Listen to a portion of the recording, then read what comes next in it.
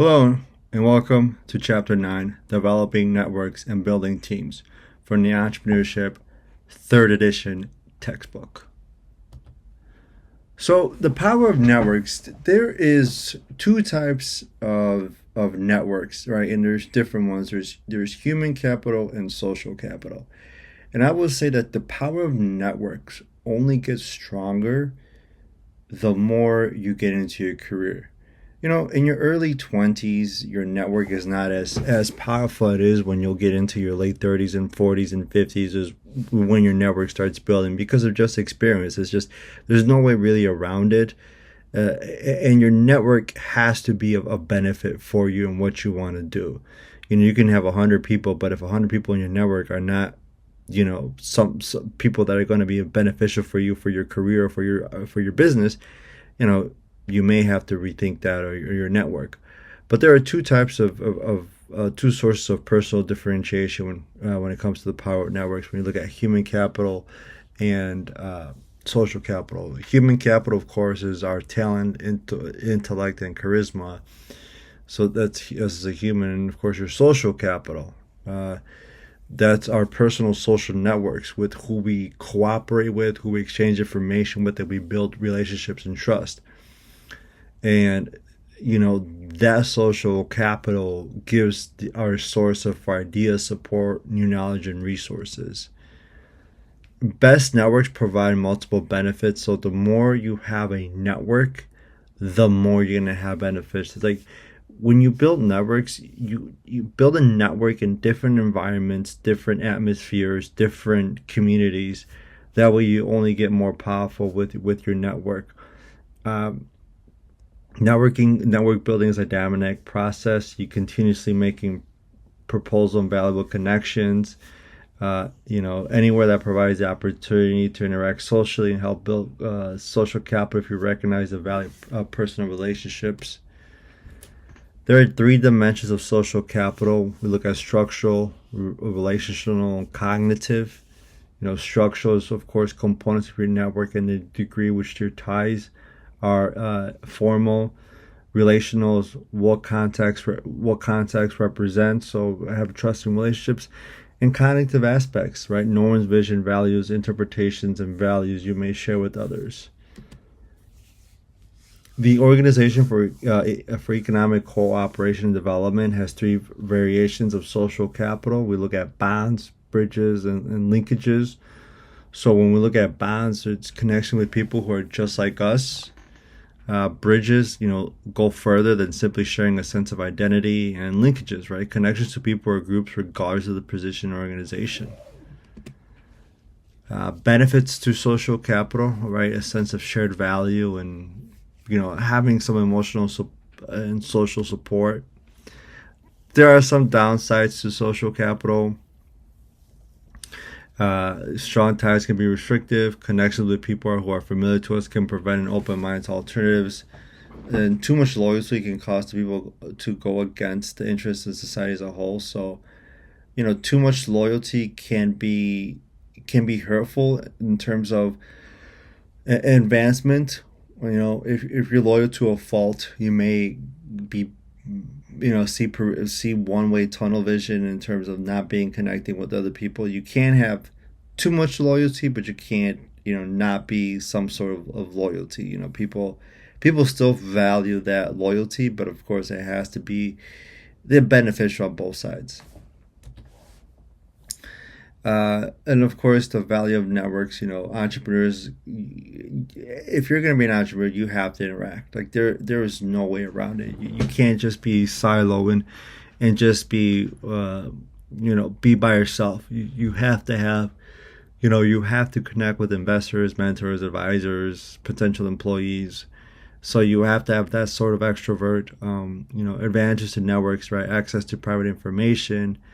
You have access to diverse skill sets that you need for your company and access to power. That's hugely important to people who have that power set that can be beneficial for your company. Impression management and self-confidence. Impression management, meaning paying attention to the way people perceive you and taking steps to the way that others want to see you. Research has shown that first impressions are formed a tenth of a second. So be mindful how you perceive others. And again, first impressions make a huge impact.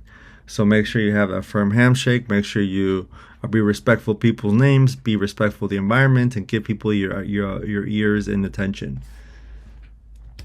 Impressions, again, implicit bias, right? The attitudes and stereotypes that affect our understanding, actions, decisions in an unconscious way, right? Everyone possesses some type of implicit bias. But of course, be very careful. Lack of confidence also plays in connections. So again, don't fear of asking the right questions. Don't be so insecure, and don't show it. People can tell. Usually people who've been in the field for a long time can tell people's insecurities, and it's a kind of a put off of people's insecurities. It's not, you don't have to be bravado and be a show off or think you know it all. It's just have some confidence in yourself, and say when things need to be said, and take ownership if you say something wrong or something is incorrect. On up to, and of course, never estimate the value of networking with your peers while in college. Maybe your connection today may not be a powerful person, but you never know later down the road, 2, 3, 5, 10 years from now, when that network that you've built over the years can be powerful and you can bank on it. I always say you have to look at your network as a savings account, right? Or as a bond, right? It's not going to pay value right away, but eventually it will. You have to keep at it and keep putting time into it to see it grow. Self-selected stakeholders, the people who self-select into an entrepreneur's network, offer some type of short-term or long-term commitment. You do not need to be pitched or sold to, helping because you are motivated to access information. And of course, key to building the network, enrolling people in your own idea rather than selling. And of course, Peter Sage's 3 guidelines for enrollment: be enrolled yourself, be truthful, and let the other people choose.